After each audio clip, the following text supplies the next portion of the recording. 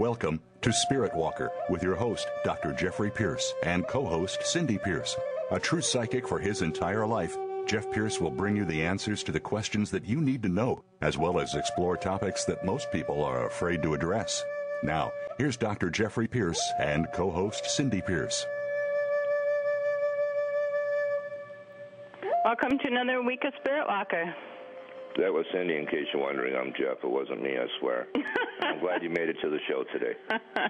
Today we have Bill Mound returning to give us a few more predictions, some scary things, some not so scary things. It's not all about destruction. It's not all about total chaos. There's hope.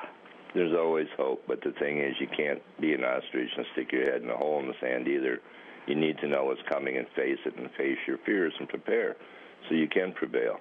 Sometimes that fear is a reality slap. Hey, it's going to happen. Yeah. And we have to be prepared. That's true. It happened to me 2 days after my wedding. Oh.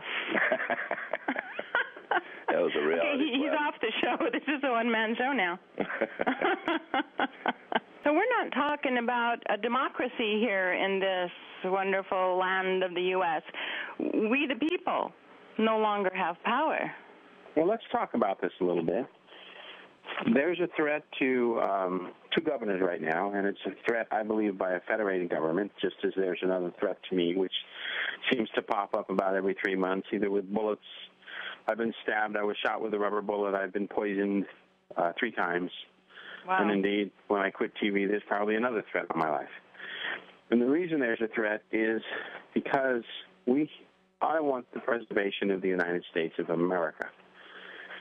My ancestors from the beginning of time and your ancestors who are here and all who stand on this continent have a host of ancestors to go back, who knows, 10,000 years. And maybe it's time that we start asking for help. Maybe it's time we all get on our knees and say, whatever's out there, our ancestors, our spirits, our God, we need help. Now we have 4 cities potentially going up in a nuclear holocaust around Christmas. That would be Chicago, which will be a white car, kind of rusty, 2-door, 1980-ish, 90-ish old Toyota, coming in, taking a taxi to get out. We have a brown package the size of an ottoman on the north. I've seen the exact site it's going to be. It's on the north and the eastern section of New York City on a cement pad, not between 2 bridges, but between 2 piers that go out. If you're in New York, you know exactly what I'm talking about. And we have a nuclear weapon that looks like a boom box that will be left in a brown package with a strap on, or brown or black, or I'm sorry, blue or black, on or around the Jefferson Memorial around Christmas. That's about a 15 to 25 kiloton one. And I do think Houston, Dallas, I'm thinking Governor Perry, go take a long trip to Central Texas, get out of Austin. Wow. And then there's a threat to Brian Schweitzer. I've got to get the dates right because if I get the dates wrong, I mean, we're talking about the elimination of governors. They got rid of Blagojevich. They got rid of the governor of New Jersey. They got rid of a dozen governors. We're talking Montana around Easter time. And Dave Frudenthal, who I could use a little help from right now, somebody's going to try to kill you on or around the 14th of December. So, the 14th, that's February, I'm sorry. February, okay. Yeah, I got to get the dates right. I'm giving you the heads up. This is what we'll broadcast on TV. Right. So, yeah, this republic has been compromised, and the governors who still think it's a republic, they're ready to take out. And I won't tell you who they are. They can call me or bring me to their capital cities if they want to know who. We have this great democracy or republic of ours has been taken over. And I agree. We no longer have the power. We gave it away ourselves a long time ago without realizing what we did. Well, we did. We gave it away for money, Social Security. That isn't even there, really.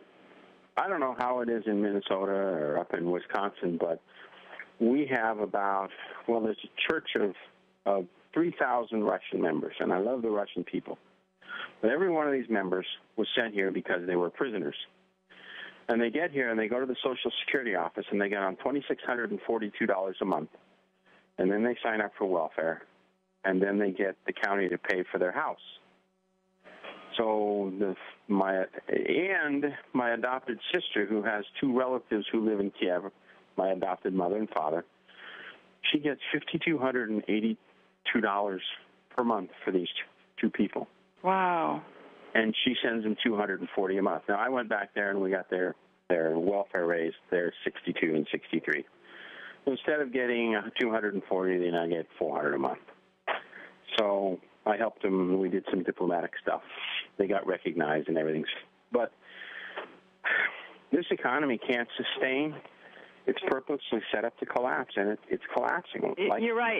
It's going to implode from inside.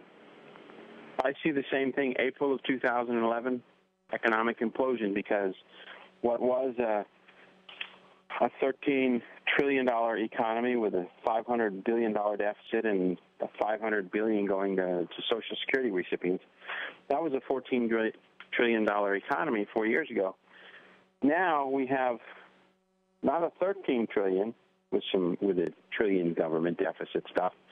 We have an $8 trillion and plus $6 trillion government spending. That makes $14 trillion. But we've gone from 13 to 8. There's people on the streets. There's foreigners sucking the system dry. It's on a death spiral. We have our own people we can't take care of. Last month, Obama signed a $20.3 million thing to help Haitian refugees.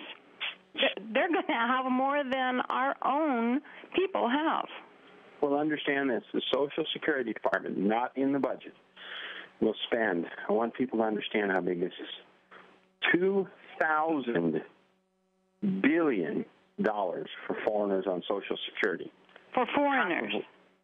Half of them don't live here, so we have to provide health care for them overseas. And they don't even live here. That's not right. My adopted relative, Vladimir Tchaikovsky, lives in Kiev, and his sister gets $5,200 a month for it. And there's 45 million of them now.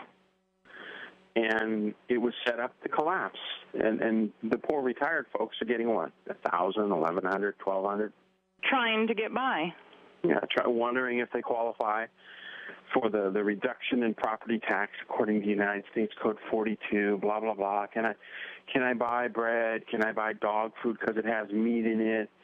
1/3 of all canned dog food 40 years ago was sold to seniors for that is so awful. And now half of dog food and cat food is sold to seniors for food. Oh. Yeah. No, we the people have no power whatsoever. No. So what do we do as the people? Yeah, what do we do? Where does it go? What can we... This is why your listeners are so very vital, because the people out there, once they know the truth, I mean, God has the solutions, but I don't see anybody knocking my door down. Every step along the way, the sale of military records across the world by the VA has created WikiLeaks, a group of CIA military folks in China now who've duplicated our federal database and sent it all over the world. Everything has been duplicated. Launch codes, algorithms. To get the launch codes, your Social Security number. They're already beginning to shut financial corporations down because they think they're untouchable. Verizon, Wells Fargo, they're hitting them hard. Amazon,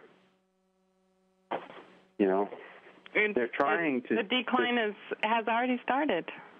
They're trying... Well, these people in WikiLeaks are trying to warn our federal government that stop the leaks. It's bad. So they're releasing little bits of information from these foreign computers saying, please stop the destruction of this country. We don't want it destroyed. Then they release a little more. Then they say, please don't destroy the nation. Then they release a little more. And they still keep selling the military records. So who's behind all this? Well, that's a good question. And that's for another show. But that really is for another show. It took me an hour just to describe the chain of command in the world. Oh, I'm sure. It goes something like this. The Pope is number one to Satan, believes he's Satan incarnate. Satan is Jesus, Jesus is Satan, Satan is Lucifer the light.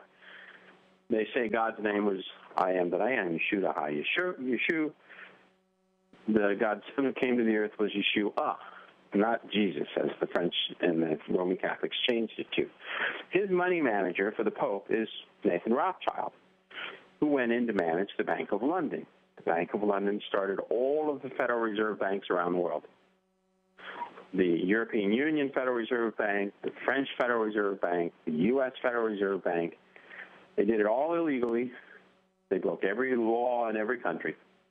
And now they control the purse strings. They tell you what to do, and you do it. And they do things like they put you in a compromising position, like they tried with me, selling insurance illegally. Then I have to do what they say, or they put me in jail. Well, I refuse to do that.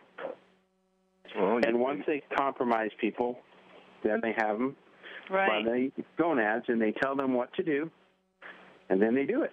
Well, and they have to obey. The banks in the United States in World War II were giving Hitler loans for his war effort against us.